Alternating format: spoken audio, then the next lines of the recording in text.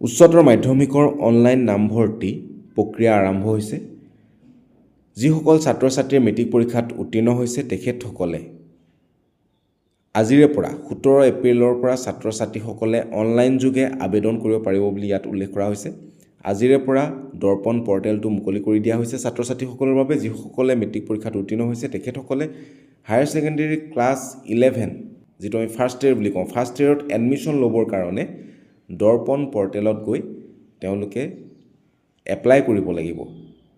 এই গোটেই প্ৰচেছটো কেনেধৰণে হয়, এই গোটেই প্ৰচেছটোৰ বিষয়ে আজিৰ এই ভিডিঅ'টোত জানিব পাৰিব। এই ভিডিঅ'ৰ তলৰ ডেছক্ৰিপশ্যনত এটা লিংক দিয়া থাকিব। দৰ্পণ পৰ্টেলটোৰ লিংক এই ভিডিঅ'ৰ তলৰ ডেছক্ৰিপশ্যনত দিয়া থাকিব। সেই লিংকত গৈ দৰ্পণ পৰ্টেলটো ভিজিট কৰিব। ভিজিট কৰাৰ পিছত কি কি ষ্টেপ ফ'ল' কৰিব লাগিব সেইখিনি প্ৰথমতে চাই লওক। ষ্টেপ 1ত দিয়া আছে, যিটো লিংক দিয়া থাকিব সেই লিংকত আপোনালোক যাব।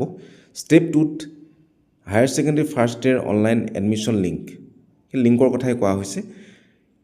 3 নম্বৰতে কৈছে যে এটা একাউণ্ট ৰেজিষ্টাৰ কৰিব লাগিব, এটা নতুনকৈ একাউণ্ট ক্ৰিয়েট কৰিব লাগিব।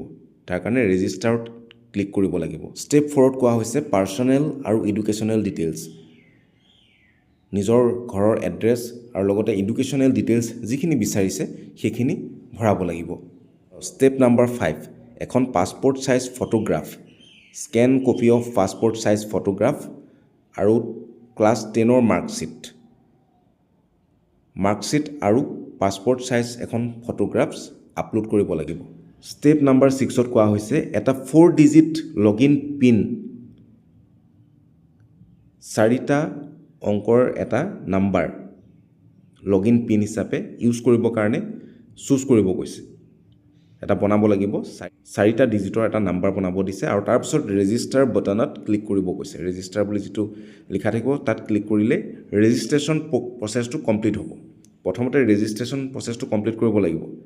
ষ্টেপ 7ত কি কৰিব লাগিব, আকৌ সেই যিটো এই ভিডিঅ'টোৰ ডেছক্ৰিপশ্যনত লিংক দিয়া আছে সেই লিংকত ক্লিক কৰিব লাগিব। ক্লিক কৰি পেলাই এবাৰ লগইনত ক্লিক কৰিব লাগিব। লগইন অপশ্যনটোত ক্লিক কৰিব লাগিব।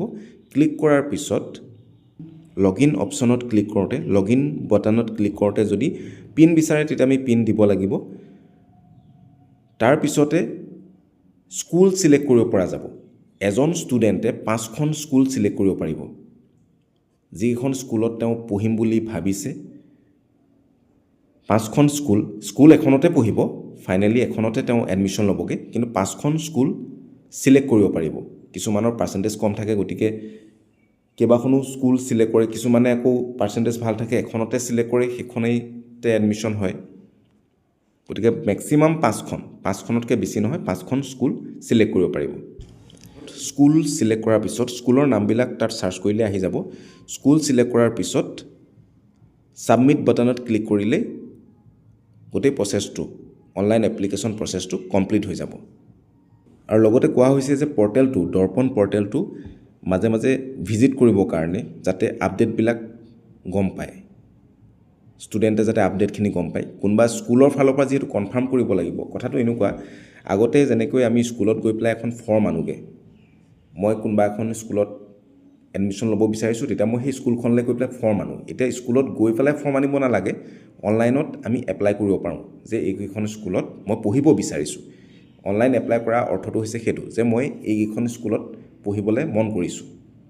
এতিয়া স্কুলখনে দিবও লাগিব আমাক পঢ়িবলৈ, গতিকে স্কুলখনৰ ফালৰ পৰা পিছত কনফাৰ্মেশ্যন আহে যে তুমি এপ্লাই কৰিছিলা, আমাৰ স্কুলত পঢ়িব বিচাৰিছা, আমাৰ ফালৰ পৰা অ'কে, তুমি আমাৰ স্কুলত পঢ়িব পাৰিবা।